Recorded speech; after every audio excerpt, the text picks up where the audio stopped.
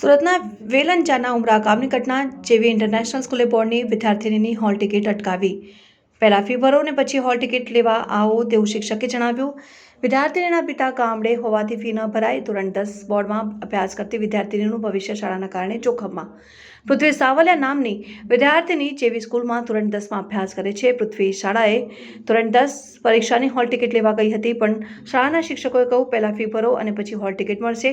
વિદ્યાર્થીનીના પિતા મનીષ સાવલિયાએ દીકરીના ભવિષ્યને લઈને ઉઠાવ્યા સવાલો. શું જિલ્લા શિક્ષણાધિકારી દ્વારા જેવી ઇન્ટરનેશનલ સ્કૂલ સામે કોઈ કાર્યવાહી કરશે? બ્યુરો રિપોર્ટ તન્ના સમાચાર સુરત. મનીષભાઈ લવજીભાઈ સાવલિયા મારું નામ.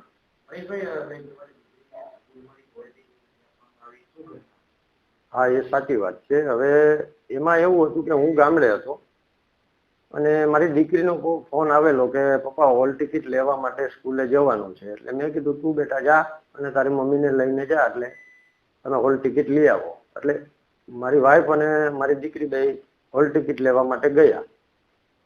એટલે પ્રિન્સિપલ સરને મળ્યા. એટલે પ્રિન્સિપલ સરે એવું કીધું કે ભાઈ તમારી ફી બાકી છે, ફી ભરી જાવ અને હોલ ટિકિટ લઈ જજો. એટલે મારી દીકરીએ એવું કીધું કે મારા પપ્પા દેશમાં છે, શનિ રવિમાં આવશે એટલે ફી ભરી જશે. એટલે એમને એવું કીધું કે તો શનિ રવિમાં તમે ટિકિટ લઈ જજો, કારણ કે અમારે અહીંથી એક વિદ્યાર્થી નથી, અમારે ઘણા બધા વિદ્યાર્થીઓ છે અને અમારે બધાને લેવી પડે અત્યારે ફી.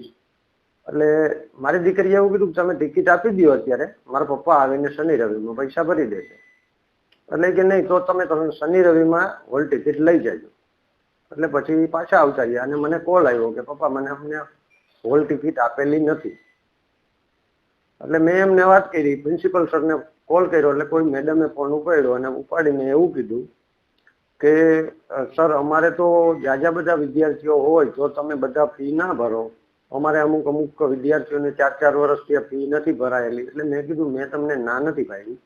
મારી દીકરી આવી એમને પણ ના નથી પાડી. એમને એવું કીધું કે મારા પપ્પા ગામડે છે, આવે એટલે ફી ભરી દેશે, તમે અમને હોલ ટિકિટ આપી દો. તો કે ના, તમને શનિવારે ટિકિટ મળશે, ફી ભરશો પછી.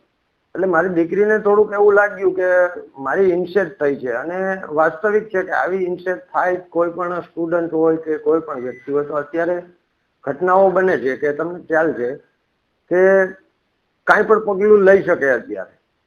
અને માણસની વચ્ચે ઇન્સેટ થઈ હોય કોઈ પણ પબ્લિકની હિસાબે, એટલે એને દુઃખ તો લાગવાનું જ છે ને પાછી દીકરી છે. એટલે મને એવું લાગ્યું, એટલે મેં પ્રિન્સિપલને કોલ કર્યો તો કોઈ મેડમે ઉઠાવ્યો ને મેડમે મારી વાત કોઈ સાંભળી જ નહીં.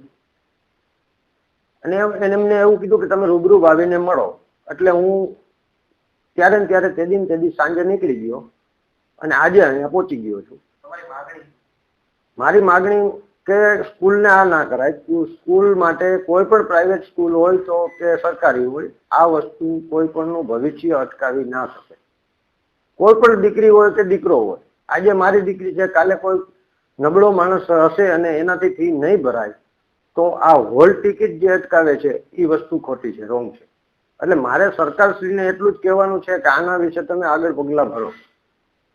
આજે મારી દીકરીનું ભવિષ્ય ખરાબ થાય, કાલે બીજા કોઈનું ભવિષ્ય ખરાબ થશે.